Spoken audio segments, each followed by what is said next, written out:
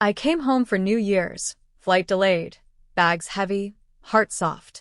I expected food, noise, music, maybe laughter. Instead, I walked into silence.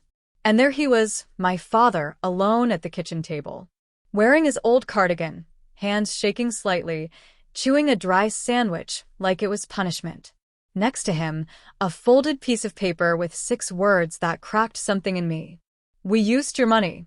New York. Take care of him. No names. No apologies. Just a command. A confession. A slap on line paper. My name is Alyssa. And from wherever you're watching this, stay with me. Because have you ever looked into the eyes of someone who raised you and realized they were the leftover in someone else's vacation? I crouched beside him, brushing crumbs from his lap. Did they tell you? I whispered. He just shook his head. They said we'd all go together. But they didn't wait. They took the money I'd sent for all of us. The money meant for a rare memory, a family reset, one good night to make up for the years of fractured dinners and phone calls filled with excuses. And they left him here like a chore, like a task handed to the daughter who always showed up. I tucked him into bed that night, made him tea, held his hand like I was the parent now. And I promised myself something. They would not get away with this. Because this wasn't just betrayal. This was abandonment wrapped in entitlement. And they thought I'd just swallow it. 3 days later, there was a knock at my door. Loud. Desperate. I opened it to find them. My sister, my brother-in-law, and my mother. Makeup smeared, eyes wide, coats half on like they left in a rush. Alyssa, Mom breathed. We need help. Something's happened. I leaned against the doorframe, arms crossed. Oh, I know something's happened. And for once, I wasn't the one left behind. They looked ruined. Cold wind slicing at their cheeks, lips cracked, eyes red. Not from grief, but from guilt worn too late. Mom clutched her designer bag like it could still protect her. My sister, Hannah, wouldn't meet my eyes. And Brandon, her perfect husband, stood behind them like a statue cracked at the spine. Alyssa, Mom said again. Let us in. Please. I didn't move. You left Dad with a sandwich and a note, I said. But sure. Let's pretend manners matter now. Alyssa, we didn't know he'd. Hannah started. Didn't know he'd what? Notice you robbed him of his holiday? That he'd sit in silence while you drank cocktails under a skyline he paid for? I could see them flinch. Good. They deserved every sharp syllable. But I stepped back. Opened the door just enough. Not out of mercy. Out of curiosity. They walked in, dragging the cold behind them. We didn't spend everything, Brandon mumbled. No, I said flatly. You left enough for 2 loaves of bread and a bottle of mustard. How thoughtful. My mom collapsed into a chair. We thought you wouldn't come. You never do. That hit. Because I always came. To every funeral. Every crisis. Every sick day. Every forgotten birthday that I remembered for them. But they only saw what was convenient to ignore. You've taken advantage of me for the last time, I said. Brandon opened his mouth, but I cut him off. I checked the account. I know exactly how much you drained. Right down to the spa receipt, Hannah. My sister buried her face in her hands. Mom finally cracked. He fell. My stomach dropped. What? Dad. 2 days ago. In the kitchen. No one was there. He hit his head. He's in the hospital. And just like that, rage mixed with ice. You left him. Then he fell. And now you come to me. Hannah sobbed. We didn't think he'd be alone that long. That's the problem, I said. You didn't think. I walked to the door and opened it again. Go, I said. Before I throw every receipt of your betrayal in your faces. Alyssa, Mom pleaded. I'll take care of him. Like I always do. And as they stepped back into the cold, I realized I wasn't angry because they left. I was furious because they expected forgiveness before I ever got an apology. And they still didn't understand. I don't break anymore. I break back. The hospital smelled like antiseptic and silence. Dad was asleep when I got there, bruised, hooked to fluids, pale in a way that made my heart shrink. The nurse said he hadn't asked for anyone. He just kept muttering 2 words in his sleep. She knew. And I did. I knew they'd fail him the moment they boarded that flight. I sat beside him, held his hand, and whispered, "I'm here now." Because I was always there. The invisible net. The background fix. The one they never thanked but always needed. But this time, there would be a cost. By morning, Dad was awake. His eyes fluttered open slowly. When he saw me, they filled, not with relief, with shame. "They left," he rasped. "I know. I didn't want you to find me like that. But you knew I would," I said gently. "Because they never come back. Not when it matters." He tried to sit up. I helped him, adjusting the pillows like second nature. "They drained everything," he said. "The vacation fund. The emergency savings. Even the joint account." I nodded. "They left you with a sandwich and a goodbye." His lip trembled. He looked down. "I let them take too much." "No," I said, my voice harder now. "You gave them too much." And suddenly he looked older. Smaller. As if seeing, for the first time, what he'd raised. That night, I stayed in the hospital room, laptop open, phone buzzing with notifications. Because I was done playing caretaker in the shadows. I filed fraud claims. Froze every shared account. Flagged every transaction. Canceled their access to everything. And then, I called my attorney. "Draft the documents," I said. "Power of attorney. Sole financial control. All of it. I want them cut out." The next day, Hannah called. "We can't access anything," she snapped. "Our cards aren't working. The landlord says the rent bounced." "Good," I said. "Must be hard living without someone else's money." "You can't do this," she hissed. "We're family." "No," I said calmly. "You're family by name, not by action." She hung up on me. And I just smiled. Because they thought I'd forgive like I always did. But they forgot. This time, I'm keeping score. By the end of the week, they were everywhere. Missed calls. Voicemails. Emails with subject lines like urgent, "Please, Alyssa," and my favorite, "You're being cruel." Full? No. Cruel was leaving your father alone with a weak heart and half a sandwich. Cruel was draining an account under the lie of family bonding. Cruel was assuming the daughter who paid for everything wouldn't notice, because she never complained. Now they were cut off. No more joint access. No more emergency wires. No more me. Mom texted first. "We made a mistake. We just wanted to feel special again. We didn't think he'd get hurt." Special? She wanted Times Square selfies while Dad bled onto the kitchen tiles. I didn't reply. Instead, I sat next to him as the doctor reviewed his discharge papers. He was healing slowly, quietly, asking for very little, except me. "I've been watching you," he said one morning, voice soft. "Yeah." I smirked. "Impressed by my revenge arc?" He chuckled, winced, then turned serious. "No." "I'm ashamed." I looked at him. Really looked. "You let them bleed me dry for years," I said. "Because it was easier to see me as strong than see them as selfish." He nodded slowly. "I didn't protect you. You protected the ones who smiled louder," I said. And it was the truth. No venom. Just clarity. Later that night, I received a voice memo from Brandon. His voice was shaking. "Please, Alyssa. We're behind on everything. Hannah's job just let her go. Your mom's card declined at the pharmacy. We were stupid. We were greedy. But please don't let us drown." I played it twice, then forwarded it to my lawyer. "Attach this to the claim," I wrote. "Let the bank know. Admittance is on record." They thought I was cold now. But the truth? I was never cold. I was just done lighting myself on fire to keep them warm. That weekend, Maya, the neighbor who used to babysit me, brought a casserole for Dad and said, "Word's going around. They say you froze your own family." I smiled. No. I just finally believed they weren't mine to begin with. Because blood makes you related. But betrayal? Betrayal makes you certain. By the second week, they started showing up in person. I was carrying groceries up the porch steps when I saw Hannah pacing by the front gate, hood up, face drawn. She spotted me and rushed forward. "Alyssa, wait please." I didn't stop walking. She caught up anyway, breath hitching.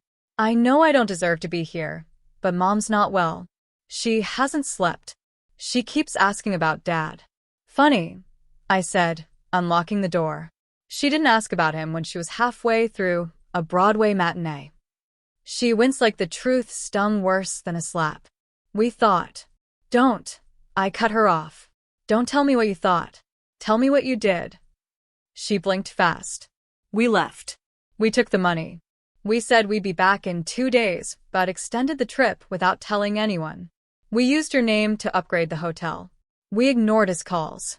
There it was. Confession. But not apology. She wiped her eyes. "It was stupid. Reckless. But we didn't mean for him to get hurt." "No," I said, voice low. "You meant for me not to find out." She opened her mouth, but I shook my head. "You've always been good at escaping consequences, Hannah. But this time? They're at your front door, and no one's answering for you." "I'm trying," she whispered. "Try harder," I said, and stepped inside. That night, Dad and I sat in the living room, watching the fireplace crackle like it was exhaling years. "Your sister came by," he said. "I know." She looked like she hadn't eaten in days. "She looked like me," I replied. "The version of me you ignored when she was paying all your bills." He didn't argue. Because he couldn't.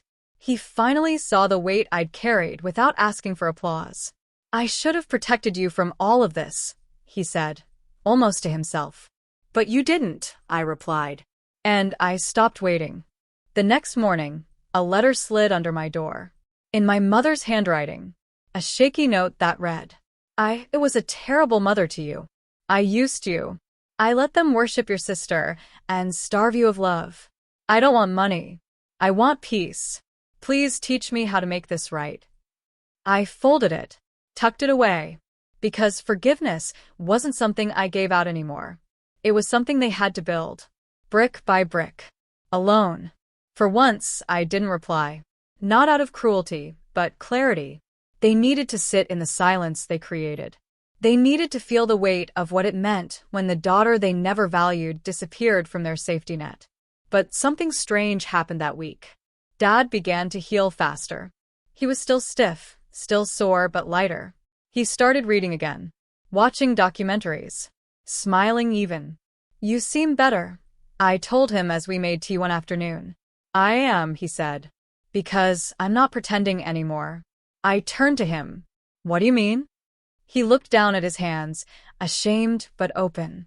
"All these years, I let them make you the villain, because it was easier to believe their flattery than admit I failed as a father." I said nothing, because what you say to a man who let your worth be measured by how little you complained? He continued, "You never once asked for anything, just gave. And I let them call you cold for setting boundaries. I let them take until you were empty, and then asked you why you looked tired." His voice broke. "I don't deserve you." "No," I said quietly. "You don't." He nodded. No protest. No excuses. Just the quiet weight of truth. That evening, I opened my laptop. Logged into the fund they'd siphoned from. The one I built from late-night consulting jobs and saved bonuses they never noticed. It was nearly gone. But I wasn't. I drafted 3 certified letters. One to Hannah. One to Mom. One to Brandon. Each with a single-page contract. If you want peace, earn it. Repay what you took. Monthly installments. No interest. No contact until the balance is cleared. Then and only then we talk. Aaron watched as I sealed the envelopes. "You sure about this?" he asked. "I don't need their guilt," I said. "But I won't let them walk away clean. Because sometimes revenge isn't fire. It's paperwork. It's boundaries they can't sweet-talk past." And when they opened those letters, they'd realize the debt they owed wasn't just financial. It was emotional. And this time, I wasn't the one footing the bill. The first payment arrived 2 days later. A trembling $50 transfer from Hannah's account labeled, "For January." I'll send more next week. I promise. It wasn't the amount that mattered. It was the fact that she pressed send without calling me first. No sob story. No manipulation. Just silent effort. The next morning, Brandon emailed a copy of his paycheck stub and a note. I'm picking up weekend shifts. We'll pay this off. We should have done better. Mom, though, was quiet. No payment. No message. Just the memory of her handwriting. The apology I still hadn't answered. Dad was the one who broke the silence. She's scared of you, he said one night as we sorted through the stack of hospital bills. Your mother. I scoffed. She should be. Not because you're cruel, he said, but because you changed. You stopped needing her approval. That terrifies her. I looked at him. Do you still love her? He nodded. Yes. But I love her with my eyes open now. That hit harder than I expected, because for years, I had loved them all with my eyes closed. And it had cost me everything. That weekend, I drove Dad to his favorite park, the one with the wooden benches and the tiny ducks that always gathered near the bridge. We sat in silence, the kind that doesn't ache anymore. And he turned to me, his voice soft. I was wrong to let them drain you. I didn't answer, because he'd said it before. But this time, he pulled something from his coat pocket. A check. Folded neatly. Signed over to me. It's not everything, he said. But it's mine. Not theirs. I cashed out my retirement early. I want you to have it. I don't need it, I said quietly. I know, he replied. But I do. I need to give back what I can. And just like that, I realized he wasn't trying to buy forgiveness. He was trying to be better. That night, I wired the money into an account labeled Restart. Not for them. For me. Because I wasn't just closing chapters. I was building the ending I deserved. And all that was left was one last visit. One final reckoning. With my mother. I didn't call ahead. I just showed up, quietly, deliberately, outside the apartment they downgraded to after I froze the accounts. The curtains were drawn. The lights were dim. The golden glow of her old world was gone. She opened the door slowly, and for a moment, we just stared at each other. Her hair was pulled back. No makeup. No designer scarf hiding the lines on her face. Just a woman stripped bare of excuses. Alyssa, she breathed. You came. I nodded. This isn't a reconciliation. I know. I'm not here for closure. I wouldn't ask. I'm here to say something I never said before, I told her. Something I wish I'd screamed the night you left Dad with a note and a sandwich. She lowered her gaze. You taught me that love was a transaction. That if I kept giving, I'd eventually be enough, I said. But I finally learned I never had to earn your love. I just had to stop needing it. She blinked back tears, but I didn't soften. You left a man you claimed to love because a photo under the Times Square ball mattered more than keeping a promise. You used my money, my loyalty, my silence. And now you want grace. She nodded slowly, a single tear falling. I don't deserve it. No, I said. You don't. She reached into the drawer and handed me an envelope. Inside, a check for $3,000. My savings, she whispered. I've been putting a little away each month. I know it's not enough. I tucked it back in and slid it across the table. You'll pay me in full, just like the others. She closed her eyes and nodded. I stood, ready to leave. But then she looked up. Do you hate me? I paused. No, I said. I outgrew you. And that hurt her more than anything I could have screamed. Outside, the air was sharp and alive. Aaron was waiting in the car, engine humming softly. As I slid into the passenger seat, he asked, How do you feel? I smiled. Clean. Because this wasn't just revenge. It was repair. Of boundaries. Of worth. Of self. And when I looked back at the building fading behind us, I felt nothing. Not rage. Not longing. Just peace. Because for the first time in my life, they didn't know me anymore. They paid for what they broke. And I finally got to keep what mattered.